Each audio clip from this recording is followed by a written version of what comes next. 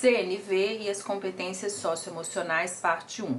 Vamos conversar sobre comunicação não violenta, denominada CNV, que se revela assertiva e respeitosa e em conexão interligada visceralmente com o desenvolvimento de nossas competências socioemocionais ou socioafetivas.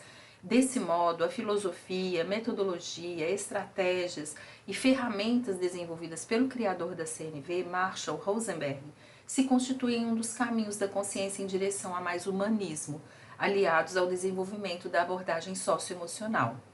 Ao expor sobre as competências socioemocionais, temos como referencial teórico a abordagem de Cavalcante. Para ela, a abordagem socioemocional trata-se de uma jornada de desenvolvimento pessoal que conecta de forma profunda elementos como a inteligência, a afetividade, as emoções, os sentimentos, as relações, o propósito e a realidade que vivemos. É essa articulação que faz com que sejamos seres holísticos, integrais e com a capacidade de aprender por toda a vida. Assim como Cavalcante, consideramos que as imagens e o design também sejam formas poderosas de comunicação. Ela chegou então nessa figura em que os círculos grandes identificam as 5 competências propostas pelo Casel: autoconhecimento, autogestão, habilidades de relacionamento, consciência social e tomada de decisão responsável. E nos círculos pequenos estão identificados os elementos correlatos em seu livro Aprendizagem Socioemocional com Metodologias Ativas. Marshall Rosenberg, psicólogo americano, é autor do livro Comunicação Não Violenta. Rosenberg desenvolveu a CNV para resolver conflitos, baseado nos métodos de terapia de Carl Rogers, com quem trabalhou junto, e se interessou por novas formas de comunicação para criar alternativas pacíficas de diálogo que amenizassem o clima de violência com o qual convivera. Consideramos importante destacar 3 momentos da biografia de Rosenberg. No começo dos anos 60, em sintonia com o movimento dos direitos civis americanos, Rosenberg começou a trabalhar como orientador educacional em escolas e universidades que abandonavam a segregação racial, processo este que não pode ser chamado de transição pacífica. Durante este período tenso, porém frutífero, Rosenberg providenciava treinamentos em técnicas comunicativas. Foi neste pano de fundo que desenvolveu um método comunicativo chamado CNV. Em 1984, fundou na Califórnia o Center for Nonviolent Communication, CNVC, que se transformou em uma organização internacional sem fins lucrativos, com dezenas de pessoas habilitadas a dar treinamentos em mais de 60 países. Este trabalho é realizado com educadores, profissionais da área da saúde, mediadores, empresários, prisioneiros, guardas policiais e funcionários públicos, entre outros. Rosenberg introduziu programas de paz em países assolados pela guerra, como Afeganistão, Bósnia, Palestina e Ruanda. Faleceu pacificamente em sua casa, cercado da esposa e dos 3 filhos, aos 81 anos, em 2015. Destacamos também uma passagem de sua infância. Na escola, descobri que o nome pode ser tão perigoso quanto qualquer cor da pele. Assim que o professor disse meu nome, durante a chamada no primeiro dia de aula, 2 meninos me encararam e dispararam. Você é Kikai. Eu nunca tinha ouvido essa palavra e não sabia que algumas pessoas a usavam depreciativamente para se referir aos judeus. Depois da aula, os 2 já estavam me esperando. Eles me jogaram no chão, me chutaram e me bateram. Rosenberg acreditava que é de nossa natureza gostar de dar e receber com compaixão. E durante a maior parte de sua vida preocupou-se com 2 questões.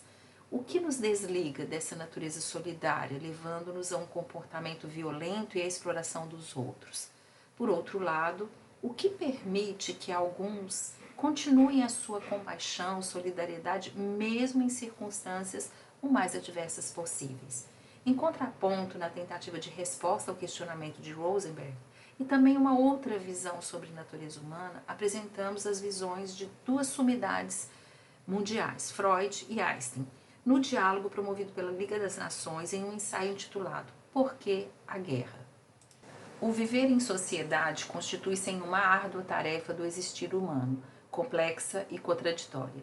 Sobre essa árdua batalha, inicialmente destacamos que há uma concordância dos autores acerca da impossibilidade de distinguir os impulsos agressivos do homem, embora eles apontem para diferentes formas de lidar com os mesmos.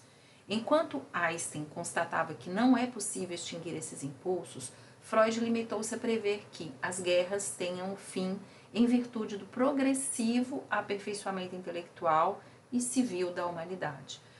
Freud acreditava que as relações seriam, com efeito, conflituosas e sempre relançadas entre a pulsão de vida e a pulsão de morte, o que tornaria impossível a prevenção da guerra e a instauração da paz perpétua. Consideramos que, de maneira apropriada, Rosenberg sistematizou, enriqueceu e transformou a visão de boas práticas de comunicação e de recursos adequados para cuidarmos dos nossos relacionamentos, por meio de um rico processo, trazendo-nos não uma técnica isolada, todavia uma linha de pensamento humanista, filosofia de vida que fundamenta o nosso comunicar, juntamente com estratégias e técnicas reflexivas, orientando-nos sobre etapas e elementos que sustentam a comunicação bem-sucedida, solidária e pacifista. Assim, Rosenberg, esse ser humanista, pacifista e admirável em seu percurso pessoal, sua formação, suas experiências e escolhas profissionais, nos convida para conhecer o método CNV. Qual é a essência da comunicação não violenta, segundo Rosenberg? O que eu quero na vida é compaixão, um fluxo entre mim e os outros, numa entrega mútua, no fundo do coração. Destacamos que compaixão, no campo da psicologia, é a capacidade de compreender o estado emocional de outra pessoa ou de si mesmo. Por sua vez, Sandra Capone mostra a origem do valor moral da palavra compaixão e como ele está a serviço de práticas assistenciais, biomédicas, biopolíticas. Pretendemos refletir sobre a origem e significados das palavras e dessas estratégias assistenciais ao repensá-las, quando da compaixão piedosa que sustenta a caridade. Acreditamos assim que é preciso pensar essas políticas a partir da solidariedade, do respeito e do mútuo reconhecimento. Reconhecer sujeitos capazes de decisão e diálogo, e não reforçar estratégias de piedade, caridade e às vezes de infantilização. Nesse sentido, utilizaremos o valor da solidariedade no lugar de compaixão, como mais adequado, posto que a compaixão carrega consigo uma certa hierarquia entre quem sente compaixão e aquele pelo qual sentimos. Algo presente na filantropia, na caridade, ou seja, tem uma situação de desigualdade a priori. Já na solidariedade, não. E acrescentar o uso do valor solidariedade acompanhada do qualificador crítica, isto é, solidariedade crítica.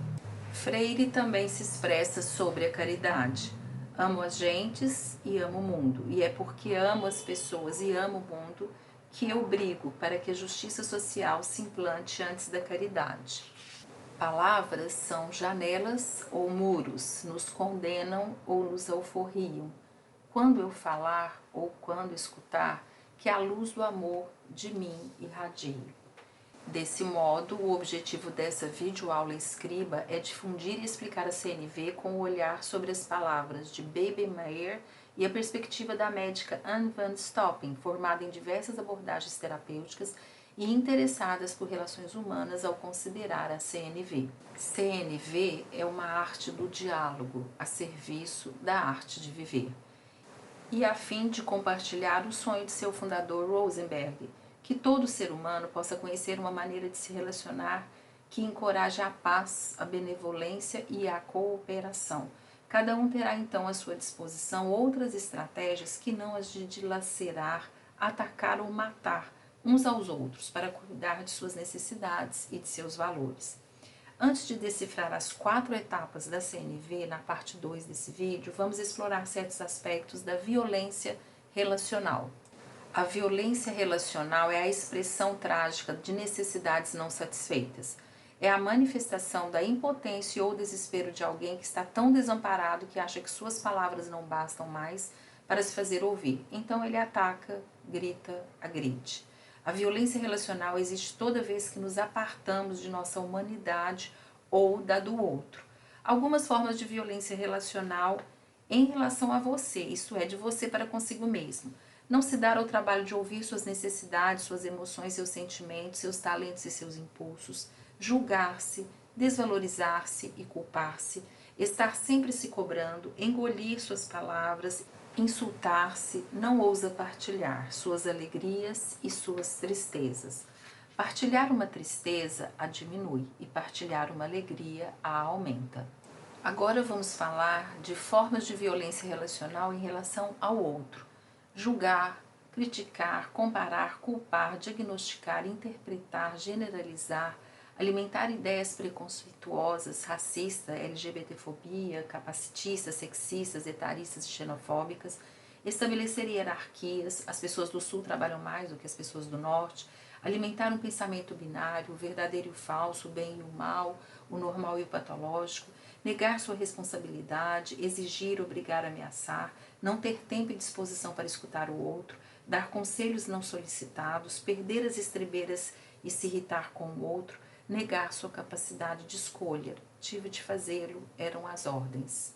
Ver minha violência é me aproximar de minha serenidade. Para refletirmos, como você vive a violência relacional? Quem são os alvos de suas raivas e agressividades? Quais são os sinais que anunciam que você vai oscilar em uma forma de violência? Quais os fatores aumentam suas tendências violentas, cansaço, barulho? Em seu ambiente, quais condições ou pessoas o ajudam a ficar em paz ou a reencontrar a calma? Praticar esporte, falar com um amigo? Pense em uma forte violência relacional que você ou alguém próximo vivenciou. Em seguida, pense o mais belo gesto de pacificação que você realizou esse ano. Reflita e escolha os sentimentos que surgem, ora devido à violência ou ao gesto de pacificação. Sinta sem julgar, registre-os. Sobre a forte violência relacional, exemplo de alguns sentimentos experimentados quando nossas necessidades não são satisfeitas. Abalado, abandonado, agitado, assustado, bloqueado, atônito, aterrorizado, tenso, ressentido e envergonhado, entre outros. Por sua vez, em relação ao mais belo gesto de pacificação, os exemplos de sentimentos experimentados quando nossas necessidades são satisfeitas. Afetuoso, agradecido, alegre, aliviado, caloroso, calmo, corajoso, encantado, interessado, útil, tranquilo, sereno, seguro, entre outros. Sugerimos desenvolver nosso vocabulário de sentimentos para tornar a expressão de sua experiência mais próxima da verdade e mais singular possível. A cultura da paz e da não violência. Destacamos que ao longo da história, homens, mulheres e organizações internacionais lutam pela construção de um planeta melhor para todos. Nesse sentido, a CNV é um movimento aliado aos esforços de muitos pacifistas que buscam construir uma cultura de paz e não violência e da revolução das mentalidades. Destacamos, dentre vários documentos, o Manifesto 2000 na intenção de demonstrar os esforços para a construção da paz, que foi escrito por um grupo de vencedores do Prêmio Nobel da Paz, 1999, com o objetivo de criar um senso de responsabilidade pessoal em relação à humanidade. Respeitar a vida, rejeitar a violência, ser generoso, redescobrir a solidariedade, ouvir para compreender, preservar o planeta. Rosenberg utilizou a analogia da representação das consciências para facilitar a compreensão da violência que existe entre nós.